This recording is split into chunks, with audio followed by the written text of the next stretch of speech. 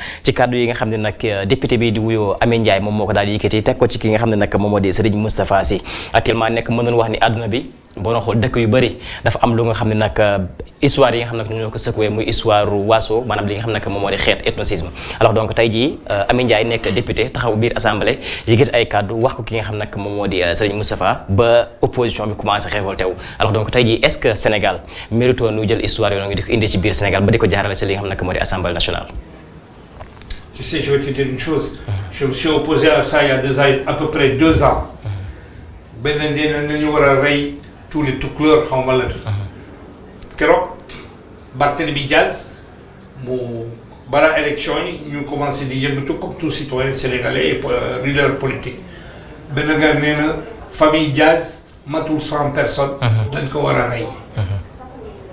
dama dindi bind benn poste. mais man bokkuma parti action ak Barthélémy Diaz je connais son père à l'époque. man bokkuma parti ak moom. lu muy wax bokkuma ak moom d'accord ma ak moom. mais képp koo xam ne dina bëgg a rey Barthélémy Diaz dina fekk acce. Je n'accepterai pas qu'on tue ou qu'on fasse du mal à Barthélémy Diaz parce qu'il s'appelle Diaz. L'État n'a pas bougé. Le procureur devait s'autosaisir. Quand on a commencé à attaquer les ethnies ici, quelqu'un a bougé? Personne. Quand on a insulté les marabouts, quelqu'un a bougé? Quand on a insulté les chrétiens, quelqu'un a bougé? Moi, quand le pape devait venir au Sénégal, j'ai fait un éditorial, défendre la venue du pape, mais les gars m'ont menacé. J'étais armé là, arme, garde du corps. Pourquoi? J'ai défendu un chef spirituel. Mais Sénégalais, am na gourmet, am na droit dund, am na droit noyyi, am na droit gëm, am na droit recevoir. Chef spirituel, et le pape, c'était un président de la République, si je peux parler comme ça, c'est le président de la République d'Europe, du Vatican. Il faudrait que ça s'arrête. Ces histoires d'ethnie, de confession, nañ ko bàyyi, ku ko dugg, ku ko laal, ñu dugal ko kaso. Mais nit ku ñuul bu nekk en France ñu saaga nit ku ñuul ñu dañuy jóg oui ou non pourquoi voulez-vous qu'on se lève pas ici nit ku ñuul bu ñu ko saagee pël séeréer njaaga lu la neex ñu koy saaga mais kan moo ko war a défendre xam nga néew doole wala Njaay nee na je parle en barabal nee na mbottaatu nal la ut fa feex mais ndaal bu amatul ñun néew doole fu ñu dem kan moo ñu war a défendre. C'est le procureur qui se lève, qui se défend. C'est le procureur. Parce que le procureur représente l'État, représente les lois. Et nos lois et nos constitutions ne parlent pas de ça. Et qu'est-ce qui protège le procureur et nous? C'est les forces de l'autorité. C'est ou la gendarmerie, ou la police, ou l'armée. Maintenant, par le fait du hasard, je ne dis pas qui, quoi. Je dis par le fait de hasard, certains députés on peut accéder dans la foulée à un mandat législatif. Mais est-ce qu'ils ont la capacité d'avoir ce mandat législatif? Absolument, c'est la question que tout le monde pose d'ailleurs. Hein? Comme tu dis, on a invité une polémique entre 2 individus. Il dit qu'il a invité à insulter Macky Sall, elle va lui insulter son chef spirituel.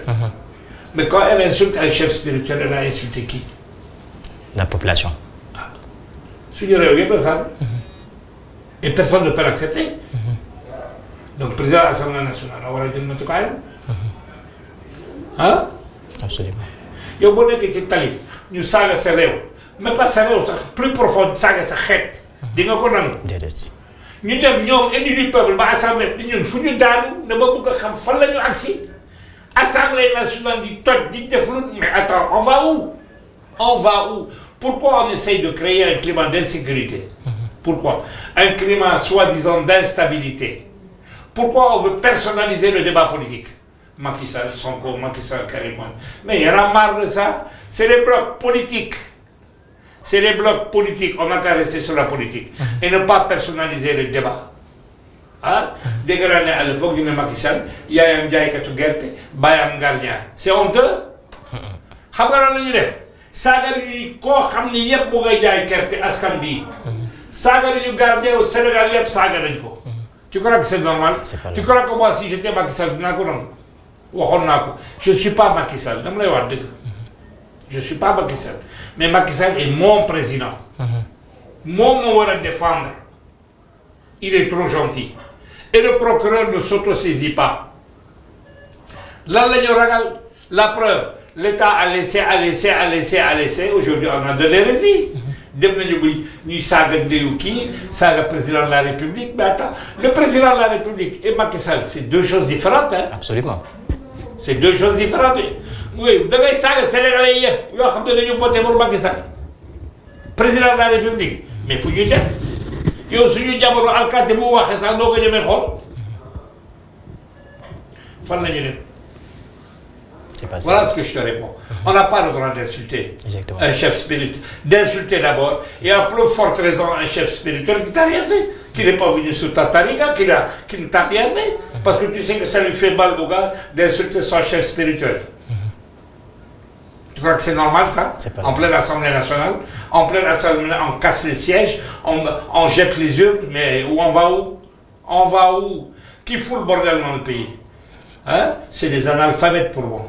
C'est de l'hérésie. Hérésie mooy dépasser la dof sax fu ñu dem lan lañ fi bàyyi ñun ëllëg ñu faatoo mais lan la ñu bàyyi te di yëpp gars yi yëngatu bitim réew yëngatu fii parce que ñu am waxuma sax am nañu pétrole ak gaz dañu xeeñ xam nga xeeñ ils ont senti l'odeur du pétrole et du gaz on commence à nous amener des problèmes et nous on n'est pas capable hein, de régler nos problèmes entre nous hein. Une d'eux du saaga étranger une d'eux ñu dem étranger bu ne étranger mooy régler suñu problème ah day dem Nations Unies da nga dem Nations Unies mun na régler suñu problème ah ban pouvoir la am mais Libye kan moo ko tas Nations Unies Tunisie kan moo ko tas Nations Unies Égypte kan moo ko tas Nations Unies Liban kan moo ko tas Nations Unies Syrie kan moo ko tas Nations Unies Irak kan moo ko tas Nations Unies Afghanistan kan moo ko tas Nations Unies et lan la ko tasee elle permet aux États qui attaquent elles ont un mandat soi-disant des droits de l'homme et de ça et de ça alors mais quand ces gens-là détruisent ces pays vous pensez que là où il y a le pétrole kenn mu ngi xeex foofu kenn du xeexee xam nga lu tax je vais te le dire en français ils gèrent le chaos nous on n'a pas les moyens de gérer le chaos tu as compris dëkk bi yëpp nag chaos ñun fu ñu am pétrole kenn du fa dugg. Absolument. C'est très intéressant merci beaucoup monsieur Athie laata ma lay tàggatoo woon nag il faut nga tontu ma si dernière question allez-y. ku ma bëgg a xaaxatal. ci politique juddul. dama lay wax dëgg. J'ai passé par des périodes plus difficiles que ça. J'ai dit j'ai passé par des périodes où j'étais armé. On m'insultait au téléphone. On me traitait de n'importe quoi. On m'a traité de sale chrétien. Et pourtant ma femme, elle pleurait, elle dit, il est musulman, comme si j'avais peur. Na ma mujjee coupé sama téléphone. Am sama gànnaay, am sama garde. Da nga def ne lii du ma ko defaat beneen yoon. Du ma ko defaat beneen yoon.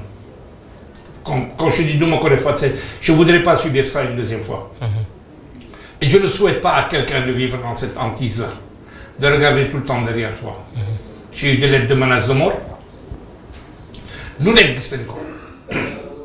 Qui je le souhaite à personne. Et vous voulez que je lègue ça à mes enfants, aux enfants des autres, hein? C'est honteux. Vraiment li ñu commencé gis biir Sénégal si li nga xam ne nag moo di sunu assemblée bi ñaaw na parce que boo toogee en tant que député xeexloo li nga xam ne nag moom moo di askan wi mais nga toog fa def li nga xam ne nag moo di des débats personnels ñu ngi koy ñaaw lu baax parce que nous allons ci li nga xam ne nag moo di temps de convaincre ki nga xam ne nag moo di monsieur Athie Fares ñu waxtaane woon ci li nga xam ne nag moo di disparition ki nga xam ne nag moo di Didier Badji ak ki nga xam ne nag moo di Fulbert Sambou deuxième partie ñu waxtaane li nga xam ne nag moo di Amy Ndiaye ak kaddu yi nga xam ne nag yëkkati na ko fële ci assemblée monsieur Athie ñu ngi lay jaajëfal di am mbégte ci temps bi nga xam ne accordé nga ko. Merci. Tu es gentil, j'étais tellement pris par cette affaire-là qui me fait tellement à cœur. Il y a un troisième élément qui est sorti, c'est le suicide de quelqu'un en Casamance. Et il est lié par quoi pour l'instant? Qu'est-ce qu'on va nous sortir? Tout ce qu'on sait, que c'était un ami au gars qui est noyé. Qu'est-ce qu'on va nous sortir? Je crois que ce qu'on appelle les services spéciaux, les services de renseignement. Parce que j'ai été confronté à ça moi-même, hein, quand j'avais mon journal. Donc c'était les va-et-vient, et tu connais qu'est-ce que c'est. Bref, vous croyez que les services spéciaux, c'est des gamins? Voilà, et hein? Non, non. Ils font leur travail. Laissons-les faire leur travail. Parce que lépp loo xam ne dañ koy wax sa bopp ngay tooñ. mos naa ko wax benn commissaire de police bu ñëw di ma enquête sama biir bureau bi ma xaxatal. ma ne ko am nga mandat d'amener, am nga mandat de perquisition non. am nga mandat d'arrêt ma ne ko loo fi fekk fii bureau bi. loo fi fekk yaa tooñ sa bopp. Absolument. Parce qu'il avait un abus de pouvoir. Et aujourd'hui, tout ce qu'il raconte là, ce qu'on est en train d'insulter. Mais je pense qu'un jour, les Yagatou, ils vont rendre compte. On ne peut pas laisser, la République être déstabilisée par une bande d'inconscients. Et ça peut pas perdurer. Et que si cela fait, je crois que Macky Sall va perdre une bonne partie de son électorat, du fait de l'insécurité, qui fait que dans ce pays, on ne respecte plus les lois. Nous, nous sommes là, nous sommes marché, nous avons traversé. Tout va bien à l'époque, nous avons des barrages fermés pour les piétons de nous mais si vous voulez couper, c'est plus court. Dans les diapos, quand vous faites 25 francs, ou 50 francs, vous avez sa pape, vous faites. Aujourd'hui, quelle pétition on a? Rien du tout. Hein? Mais où on va? Moi, mon boulot, c'est j'observe. J'observe la société. Tu rentres dans les bus, dans les cars rapides. Dans les togs, ils ne sont pas en magasin. Ben xarit tok fi da nga dem dina jox pour jox ko place nañu baye tiaxan Exactement. Le fin mot. Je ne suis ni fasciste.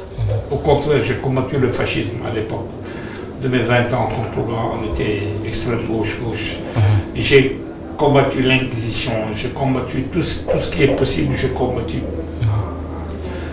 C'est pour te donner un préambule que mon esprit n'est pas un esprit de dictature et de fascisme. Mais je pense qu'une république ne peut être vraiment une république et non pas une république bananière, comme j'ai dit hier.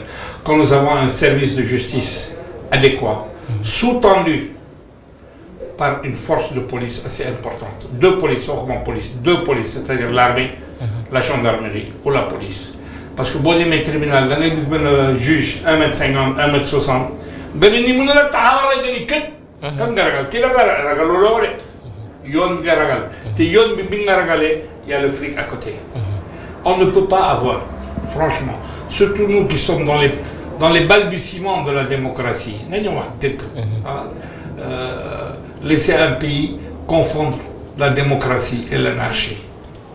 Le problème aujourd'hui c'est ça, c'est la confusion entre la démocratie et l'anarchie. Tu lié Macky Sall moo war a jóg régler problème yi. Absolument. Ñu respecter nit, respecter débat politique, respecter ku nekk ñu respecter moromam. Mais ñun bu ñu nekk xale ñun ñu ak si ci boru ko ñu tas nii on se tamponne sans faire exprès, ça arrive dans la foule. Ah baal ma amul solo. Léegi boo ko defee lu lay wax xanaa xooluloo sa kanam da nga gumba nga léegi indi la histoire ah yow loolu mujjee wax waaw baal ma mon frère baal.